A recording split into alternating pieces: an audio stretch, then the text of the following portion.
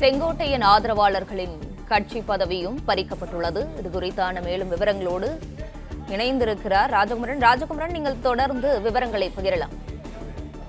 செங்கோட்டையனினுடைய ஆதரவாளர்களுடைய பொறுப்புகளும் தற்பொழுது பறிக்கப்பட்டிருக்கின்றன.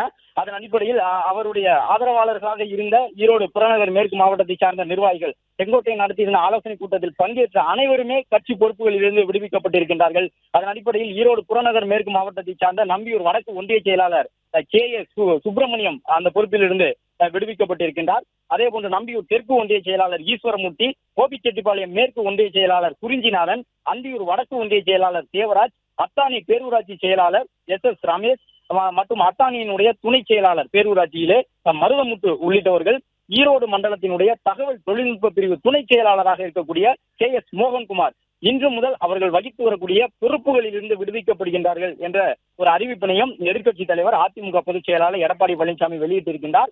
ஒருபொழுதும் துரோகிகளுக்கு அதிமுகவில் இடமில்லை என்று தொடர்ந்து கூறி வரக்கூடிய எடப்பாடி பழனிசாமி அவர் யாரை துரோகிகளாக குறிப்பிட்டு சொல்லுகின்றாரோ அவர்களுக்கு ஆதரவாக நின்ற செங்கோட்டையனுக்கு ஆதரவாக இருந்த நிர்வாகிகளையும் கட்சியை விட்டு கட்சி பொறுப்புகளில் இருந்து தூக்கியிருக்கின்றார். அவர்கள் அடிப்படை உறுப்பினர்களாகத்தான் இப்போதும் தொடர்கின்றார்கள். அடிப்படை உறுப்பினர் பொறுப்பில் இருந்து நீக்கப்படவில்லை.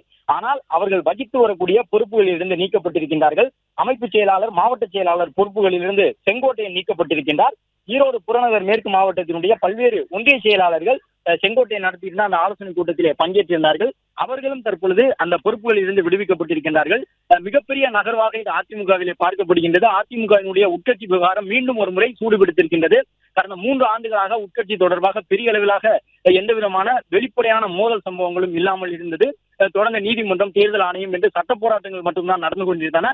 தற்பொழுது அதிமுகவிற்கு உள்ளாக நிர்வாகிகளிடையே மீண்டும் ஒரு முறை இந்த பொறுப்புகளை முன்வைத்து, அதாவது அதிமுகவினுடைய பொதுச் செயலாளர் பொறுப்புகளை முன்வைத்து அதிமுகவிலிருந்து விலக்கப்பட்டிருக்கக்கூடிய நபர்களை முன்வைத்து ஒரு கருத்து மோதல் எழுந்திருக்கின்றது. அதன் அடிப்படையிலே செங்கோட்டையனை மட்டும் நீக்கவில்லை. செங்கோட்டையனுக்கு ஆதரவாக அவருடைய ஆலோசனை கூட்டத்தில் யாரெல்லாம் பங்கேற்றார்களோ அவர்கள் அத்தனை பேரையும் கட்சியினுடைய பொறுப்புகளை விட்டு விடுவித்திருக்கின்றார் எதிர்க்கட்சி தலைவர் அதிமுக பொதுச் செயலாளர் எடப்பாடி பழனிசாமி.